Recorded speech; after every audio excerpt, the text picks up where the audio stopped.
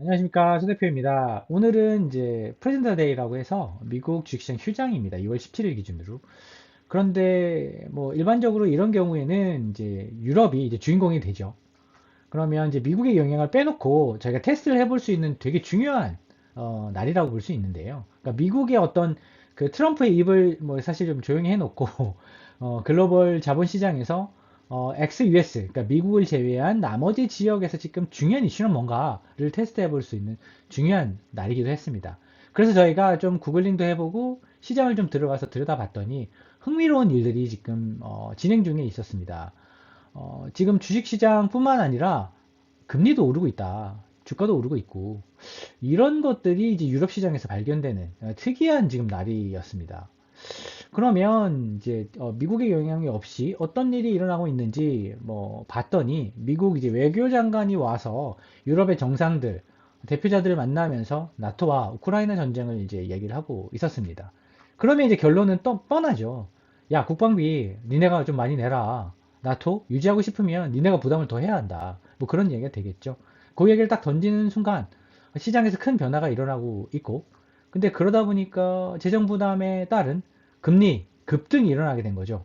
왜냐하면 사실 재정 부담은 국채의 발행으로 이어지니까 국채 공급이 많아지게 되면 금리가 올라갈 텐데, 그래서 보시는 것처럼 이 구글링을 해봤더니 금리도 오르고, 근데 이 오르는 금리에서도 주가가 오르는 겁니다. 그래서 뭐가 오르는지 봤더니 이 국방비, 즉 방산, 중공업 이런 주식들이 막 세게 오르고 있는데, 문제는 아주 직접적인 이제 이런 국방비 부담이 큰 프랑스부터, 그리고 추가적으로 봤을 때 가장 재정 적자가 심한 나라 중에 하나인 이탈리아까지 유럽 전방위적으로 좀 영향을 끼치고 있는 것을 저희가 확인을 했거든요.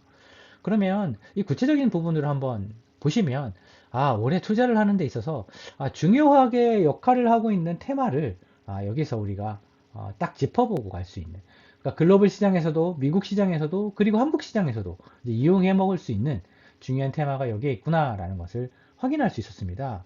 그러니까 하나씩 짚어보시면 이게 논리적으로 맞는지, 향후에 계속 지속될 수 있는 것인지 한번 따져볼 필요가 있거든요. 그 부분을 한번 보시겠습니다.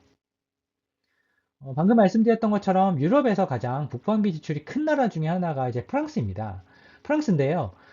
미국 외교장관이 와서 이제 딱 와서 이제 국방비, 나토, 뭐 우크라 전쟁, 뭐 이런 이야기를 이제 하는 순간 갑자기 프랑스 10년물 금리가 이렇게 급등하게 됩니다. 이게 사실 아주 뭐 데일리, 그러니까 하루 일간에서 급등하게 됐거든요. 사실 보통 움직이는 범위를 확 벗어나 버린 거죠. 그러니까 사실 경제 관련된 정책도 아니었고요. 그리고 아주 직접적인 관세에 관련된 얘기도 아니었습니다. 너 그냥 국방비 부담 좀 더 해라 라는 이야기와 함께 갑자기 국채 금리가 급등하게 되면서 그동안 유럽 전반적으로 이제 경기를 살려보려고 ECB가 금리를 쭉 내려왔는데 한 방에 이제 되돌려 버린 거죠.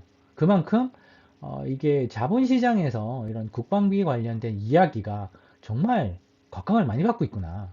이 비단 이거는 미국에서만 이제 이야기 나오는 게 아니라 유럽에서도 이런 이야기가 나오니까 사람들의 관심을 집중해서 받고, 그리고 한국 시장에서도 이런 부분이 사실 중요하게 역할을 하고 있고, 그러다 보니까 이런 이제 실질적인 국방비 부담에 관련된 뉴스가 금리를 확 끌어올리는데 주식도 가격을 올리고 있으니까 이게 부정적인 금리 상승이라는 부정적인 뉴스를 뚫고 주가를 올릴 수 있는 확실한 그 투자의 어떤 주제가 되었구나라는 것을 확인할 수 있었습니다. 따라서 이게 글로벌한 이제 방산 테마라는 것이 조용히 글로벌 시장의 어떤 주인공으로 등장하는 듯한 것들을 저희가 이미 보고 있다라고 해도 사실은 큰 무리는 없을 것 같습니다.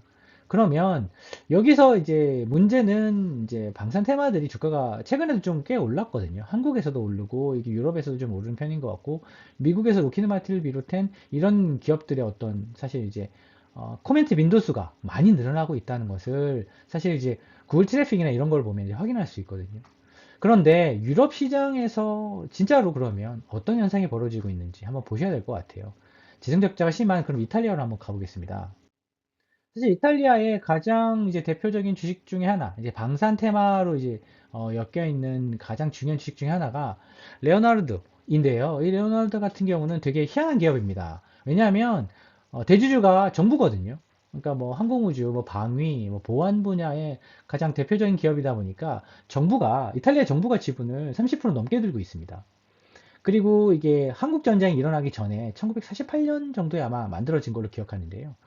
이 기업 같은 경우는 헬리콥터도 만들고 뭐 방위, 전자, 우주 시스템 이런 것들을 쭉 하고 있는 회사인데 이 기업의 성과가 보면 이게 이제 작년이거든요. 이때 작년으로부터 주가가 거의 60에서 70% 가까이 오르게 됩니다. 사실 생각해보면 이게 이제 매출이 한국 기업으로는, 한국 돈으로는 정확히 기억이 안 나는데 한 150억 유로 정도 됐으니까 한 20조 원 정도 될 것 같은데요. 한 20조 원 정도 되는 기업이 이렇게 주가가 단기간에 급등하는 것은 사실 보기는 쉽지 않습니다. 이게 거의 뭐, 매출이 한 20조 원 정도 된다고 하면 한국에도 사실 몇 개 없는 기업들이거든요. 그렇기 때문에 이런 정도의 주가가 단기에 막 60%, 70% 오르는 것은 사실 상당한 강력한 사람들의 투자자들의 관심의 중심에 있다라고 해도 무방할 것 같고요.